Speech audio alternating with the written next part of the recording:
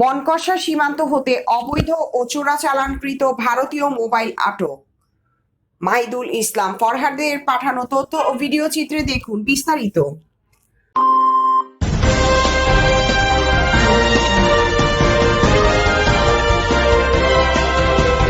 মনকষা সীমান্তে গোপন তথ্যের ভিত্তিতে 23 ফেব্রুয়ারি 2025 তারিখ সকাল আনুমানিক 5:35 মনকষা বিওপির দায়িত্বপূর্ণ সীমান্ত এলাকায় অভিযান পরিচালনা করে।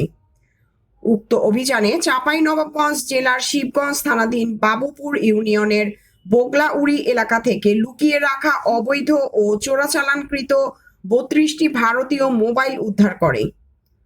উদ্ধারকৃত মোবাইল চাঁপাইনবাবগঞ্জ শুল্ক কার্যালয়ে জমা করার কার্যক্রম প্রক্রিয়াধীন। এ ব্যাপারে চাঁপাইনবাবগঞ্জ ব্যাটালিয়ন 53 বিজিবি এর অধিনায়ক lieutenant colonel Mohammad Moniruzzaman PSC বিষয়ে সত্যতা নিশ্চিত করেন।